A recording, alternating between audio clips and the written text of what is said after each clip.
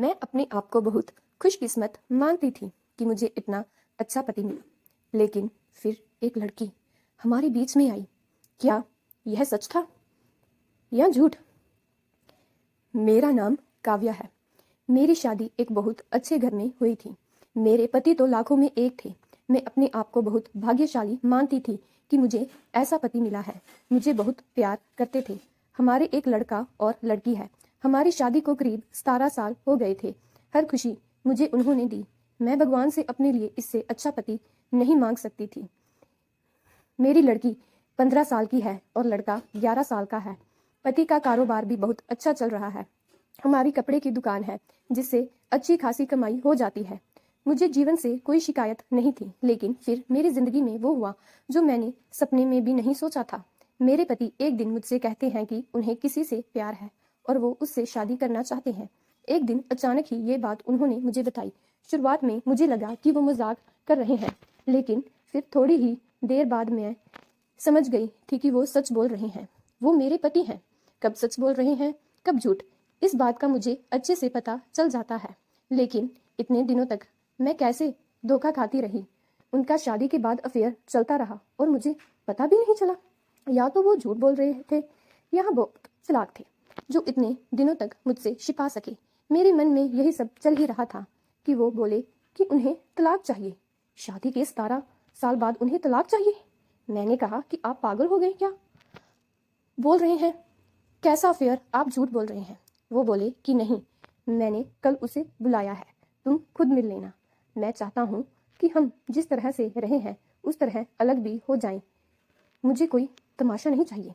तुम्हारी और बच्चों की भी जिम्मेदारी मैं दूंगा, तुम उसकी चिंता मत करो। अब मेरा दिल बेचैन होने लगा था। मैं सोच रही थी कि यह सब जो ये बोल रहे हैं झूठ हो, लेकिन मन में शंका और डर आ गया था कि कहीं यह सब सच ना हो। उस रात मुझे अच्छे से नींद नहीं आई। सुबह होते ही मेरी नज़र उन पर थी। फोन पर बात कर रहे थे, पूछ रहे थे कि कब आओगी। मैं तब भी सोच रही थी कि यह सब मजाक हो। कुछ देर बाद दरवाजे पर बेल बजी। वो दौड़कर दरवाजे पर गए और सच में एक लड़की दरवाजे पर खड़ी थी। वो अंदर आई। उस लड़की को मैंने पहले नहीं देखा था, लेकिन वो सुंदर थी। उसकी उम्र 22 साल की थी। मुझे इस बात का यकीन नहीं हुआ था। मेरे पति ने उसे मुझसे मिलाया, कहा कि यह सहज है। मैं अपने काम के सिलसिले में जब शहर गया था तब मेरी मुलाकात इससे हुई और फिर हमें पता ही नहीं चला कि हम कब एक दूसरे से प्यार करने लगे। उसे देखकर मैं अपने कमरे में चली गई। 17 साल का विश्वास और प्यार इस तरह से टूटेगा मुझे पता नहीं था। मैं शायद उम्र के साथ उनका मेरे प्रति आकर्षण कम हो गया था। वो कुछ घंटों के बाद कमरे में आए, बोले कि मैं फिर दोहरा देता हूँ कि हम अच्छी तरह से अलग होते हैं। किसी तरह का नाटक मैं नहीं चाहता। उनके ऐसा कहने पर मैंने कहा कि यह सब आपको नाटक लग रहा है। क्या हो गया है आपको? आप तो ऐसे नहीं थे। यह कौन सा रूप आपने मुझे दिखाया है? वो बोले कि मैं तलाक के पेपर रेडी करवाता हूँ। सहज चाहती है कि हम जल्दी से शादी कर लें। मैंने भी उन्हें कहा कि आपको जो करना है करें, मैं आपको तलाक नहीं देने वाली। मैं इसी घर में रहूंगी।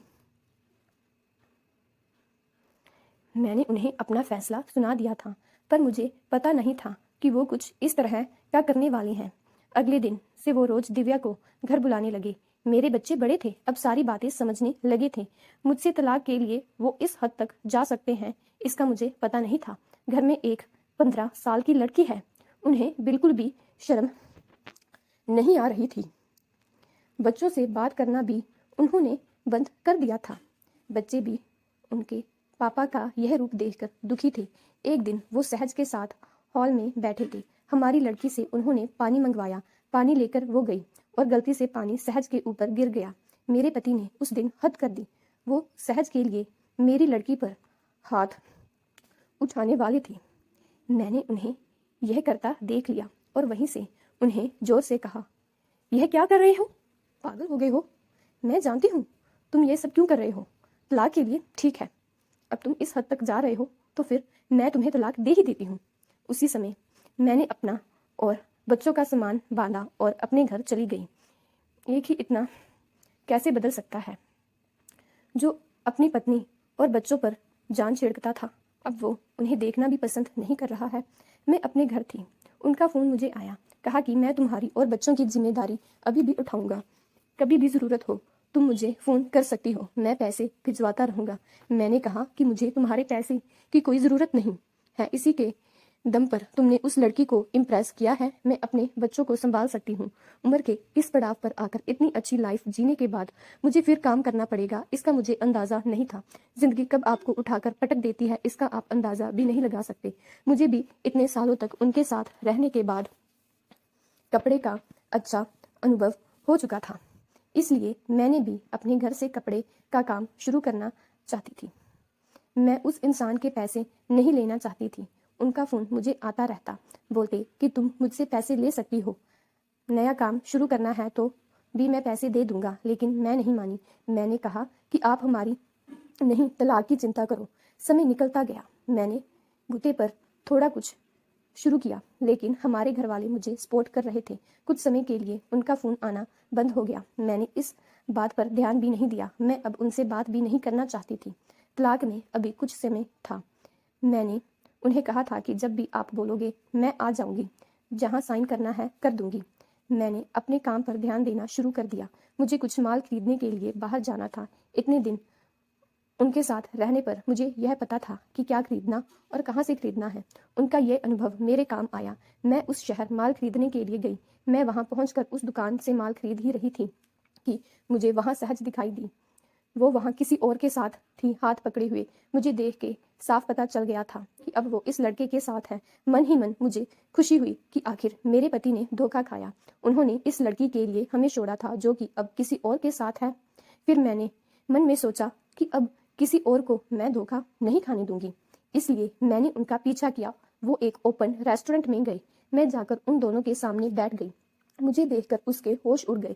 वो उठकर जाना चाहती थी, लेकिन मैंने उसका हाथ पकड़ा। मैंने उस लड़की का सच लड़के को बताना शुरू किया।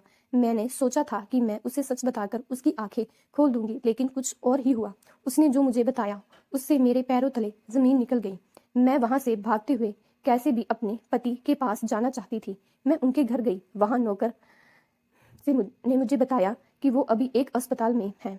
अस्पताल उनके घर से ज़्यादा दूर नहीं था, बड़ा अस्पताल था। मैं वहां गई। रिसेप्शन पर उनका नाम बताकर मुझे उनके कमरे का नंबर पता चला। मैं कमरे में गई। वहां उनका दोस्त था। उन्होंने आंखें बंद कर रखी।